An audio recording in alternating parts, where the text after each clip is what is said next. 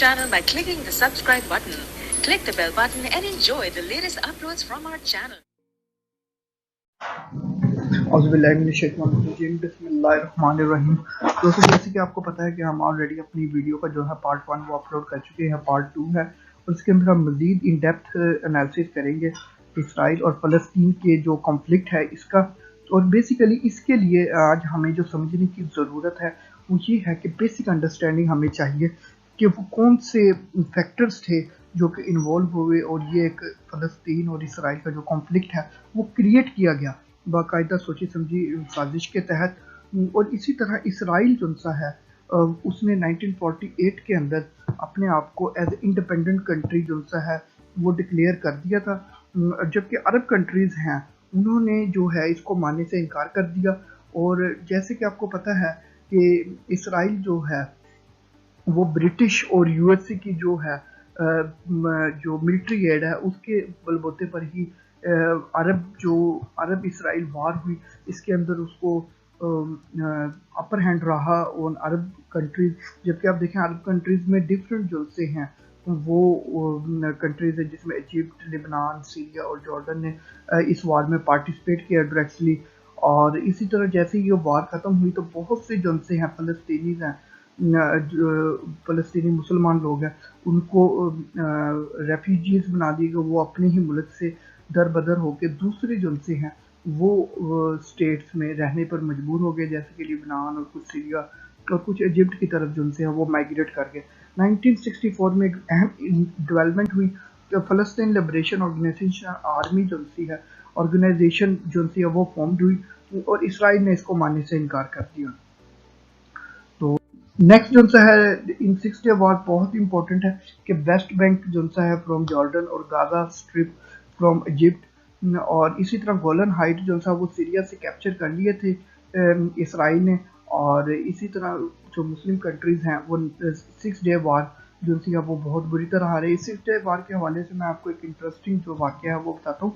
एक जो है मोसाद के इंटेलिजेंस के बंदे थे वो पहले जो कनाडा में शिफ्ट हुए और कनाडा से फिर वो एज ए बिजनेसमैन बन के सीरिया के अंदर आए और सीरिया के अंदर आके उसने बहुत ही जल्द एज ए बिजनेसमैन अपने जो टाइज हैं वो पॉलिटिकल और जो हायर अथॉरिटी के साथ हैं वो सीरिया के अंदर इस्टेब्लिश किए। और इसी तरह उसने एक दफ़ा कहा कि मैं अपना जो सा है वो दरख्त जो है ट्रीज़ की कंपेन चलाना चाहता हूँ, मैं ट्रीज़ लगाना चाहता हूँ। तो सीरियन गवर्नमेंट ने उसको इजाज़त दी, लेकिन उस जो जासूस था मोसाद का उसने दरख्त उस जगह पे लगाए जो गोलन हाइट का एरिया है जहाँ पर सीरिया की जो है मिलिट्री जो है डेपुटेशन या मिलिट्री जो असला था वो वहाँ पर महफूज था। तो वहाँ दरख्त लगाए। जैसे ही 6 डे वार स्टार्ट हुई तो उन दरख्त की मदद से इसराइल ने बहुत आसानी से जो है सीरिया को वो शिकस्त दे दी और सीरिया का जो गोलन हाइट का एरिया है इसको कैप्चर कर लिया। तो इसी तरह बहुत से और जो यरूशलेम और उसके होली साइट्स हैं और इसको भी इन्होंने कैप्चर किया और इसराइल ने अपनी परमानेंट टेरिटरी के अंदर इनको नेक्स कर लिया। नेक्स्ट मीन के उनको अपनी टेरिटरी के अंदर जो है इल्हाक कर लिया उनका। और 1970 के अंदर पीएलओ को जो है वो जॉर्डन से निकाल दिया गया और जॉर्डन के जो पॉलिटिकल टाइज हैं और डिप्लोमेटिक टाइज हैं वो इसराइल के साथ काफ़ी ज़्यादा स्ट्रॉन्ग हो गए थे। और इसीलिए इसको जो है सितंबर जो सा है ब्लैक सितंबर के नाम से भी जाना जाता है। और इसी तरह जो बहुत से इसराइल जो हैं फ़लस्तीनी हैं वो लेबनान की तरफ मूव कर गए और 1973 में एक इम्पॉर्टेंट जो सा है वो कोलिजन बना बिटवीन इजिप्ट और सीरिया का। उसकी मेन रीज़न भी यही थी कि बेसिकली जो सीरिया का इलाका है वो गोलन हाइट वो कैप्चर कर लिया था और इजिप्ट की जो गाजा स्ट्रिप और सनाइन पेनिनसुला है और इसी वजह से इन्होंने एक ऑपरेशन लॉन्च किया जो योम किपुर वार अगेंस्ट जो हुआ उसको अगेंस्ट इसराइल उन्होंने स्टार्ट किया।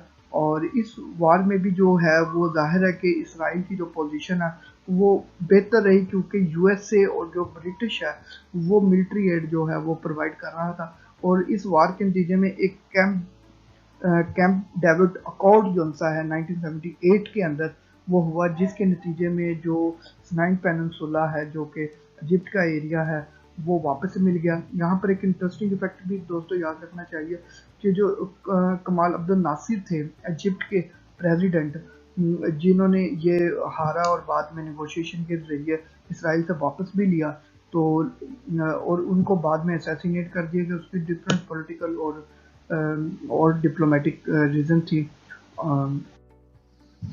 جو پارٹیشن ہے فلسطین کی اس کو بھی سمجھنے کی ضرورت ہے. جو ریزولوشن دیے یونائٹڈ نیشن نے وہ بہت امپورٹنٹ ہے. جو پہلا ریزولوشن آیا 1947 کے اندر تو یہ ریزولوشن ہے وہ جانا جاتا ہے 181 کے ساتھ.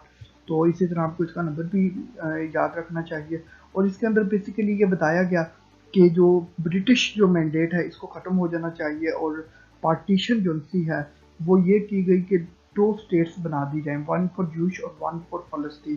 ان وچ مینشن جو یروشلم اور بیت لحم کا ایریا ہے یہ یو این او کے جو ہے وہ کنٹرول کرے گا اس کو. تو اس ریزولوشن کے اندر بھی جو ہیں ان this resolution also mention boundaries of the both state وہ بھی مینشن کی گئی کہ باؤنڈریز کیا ہوں گی اور کیسے یہ کنٹری جو ہے وہ ایگزسٹ کریں گے دونوں.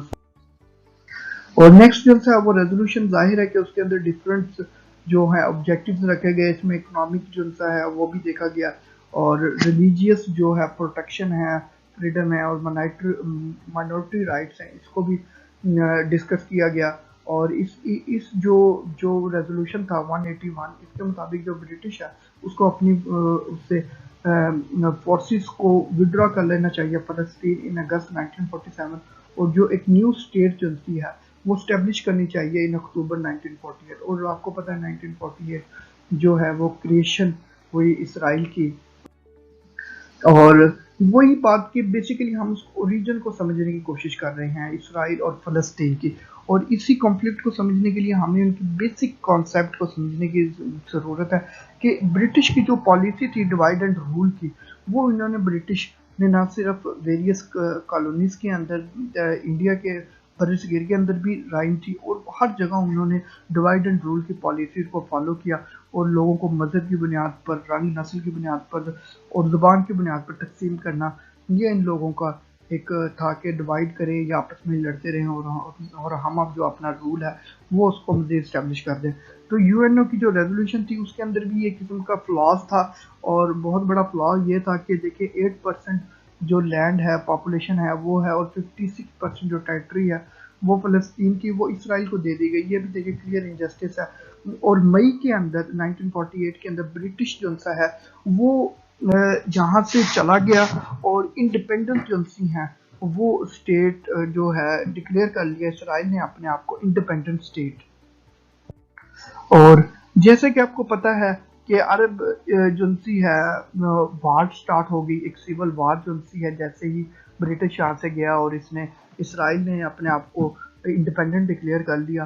تو یہ ایک قسم کی سیول وار سٹارٹ ہو گئی اور سیول وار میں جو ہے اسرائیلی کلڈ ہوئے اور بہت سے فلسطینی جو ولیجز ہیں ان کو آکوپائڈ کر لیا اور فلسطین کا 80% اپروکسیمیٹلی 80% جو ایریا ہے اس کو کیپچر کر لیا. اور مور انٹرسٹنگلی یہ فیکٹ جو فگر ہے یہ بہت امپورٹنٹ ہے کہ 70% جو فلسطینیز ہیں وہ ریفیوجیز کی شکل میں دوسرے کنٹریز میں پناہ لینے پر مجبور ہو گئے. اور دسمبر کے اندر جب یہ ساری صورتحال بنی تو مسلم کنٹریز نے پھر پریشر ڈالنے کی کوشش کی یو این او کے اوپر کہ اس مسئلے کا حل کیا جائے.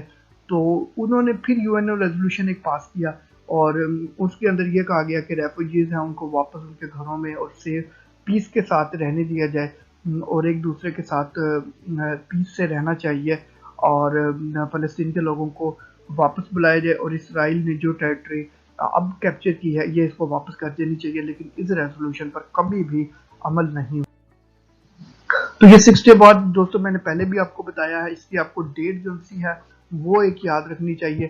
1964 میں جون 5 سے 10 جون تک یہ لڑی گئی اور مور امپورٹنٹلی جو اسرائیل نے غازہ اسٹریپ اور سنائن پیننسولا یہ ایجپٹ سے اور ایسٹ ویسٹ بینک ہے یہ جارڈن سے کیپچر کیا اور گولن ہائٹ یہ بھی بہت امپورٹنٹ ایم سی کیوز ہے. یہ 3 ایم سی کیوز ہیں بیسیکلی امپورٹنٹ ہے اور ان کو آپ کو یاد رکھنا چاہیے.